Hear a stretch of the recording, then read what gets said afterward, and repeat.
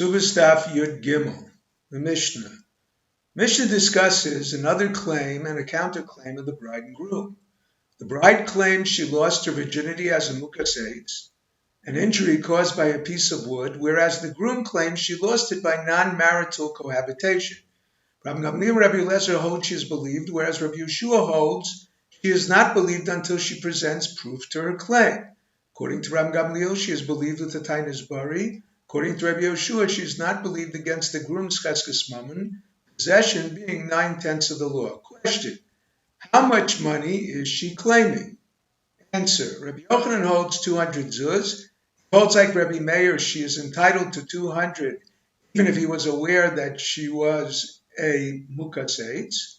Rabbi Eliezer holds 100 zuz. He holds like the Rabbanan that she is only entitled to 100, even if he is aware that she is a mukaseitz. According to Rabbi Eliezer, this Mishnah excludes the opinion of Rabbi Bar Chama that a mukaseitz unknown to him is a mekach tos. Previous Mishnah excludes the opinion of Rav Chia bar Avin, who holds any non-virgin is entitled to 100.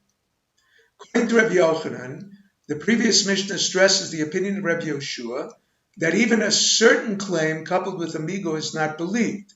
This Mishnah is stressing the novel teaching of Rabbi Gamliel that a tainis bari, even without amigo, is believed.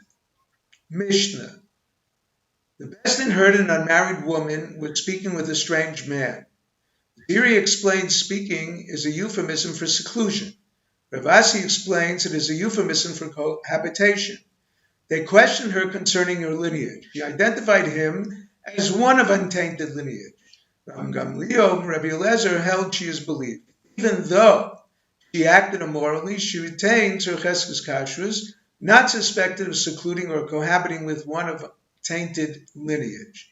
According to Rabbi Yeshua, she lost her cheskes kashrus and presumed to have secluded, and is presumed to have secluded or cohabited with a apostle.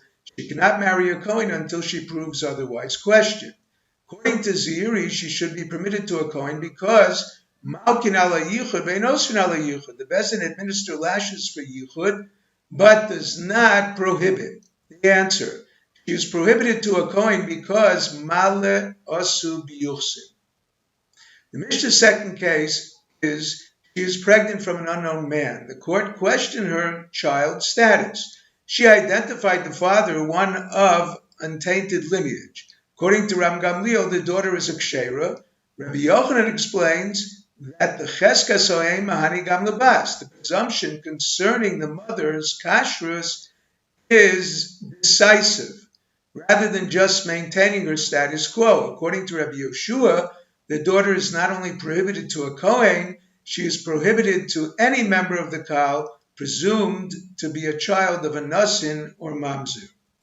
Question: a Brisa supports Ziri. It states that they entered l'seiser u'lechurva. The use of two terms indicates that the witness's testimony refers to both seclusion and cohabitation. According to Ravasi, only one is necessary. The answer: Ravasi applies them to a rune in and outside the city. Rabbi Gamliel, not only she believed in a Jewish city where it can be assumed she cohabited with a kosher, but even in a rune in a field that takes into consideration the larger Gentile majority. Rabbi Yeshua holds the opposite. Not only is she disqualified if she cohabited in a field, but even in a Jewish city. The Gemara brings another proof against Ravasi. Rabbi Yeshua argues that a ransom captive is no different than one pregnant. Just as Rabbi Gamliel prohibits a ransom captive to a Kohen, he should prohibit one pregnant. Similarly, a secluded woman is no different than a captive. There is no guarantee against forbidden relations. Rabbi Gamliel holds a captive woman is different. Most Gentiles are licentious. According to this Brisa, their dispute includes even a case of mere seclusion. Question: previously, Rabbi Yochanan explained Rabbi Gamliel cheskas haim mahani lebas. A Brisa contradicts this. It refers to her daughter as a shtuki, a child disqualified from the kahuna, because her father is unknown. The answer: Rabbi Yochanan explains only the first part of the brisa as discussing a pregnant mother whose testimony about her child is believed. The part that calls her a shtuki refers to a case where 10 Kohanim were standing together, one left the group and cohabited with her. Based on the verse, there is a rabbinic law that even if the child was fathered by a Kohen, not known, the child is a shtuki, meaning we silence her from any Kohanic right. She cannot eat truma, but is permitted to marry a Kohen.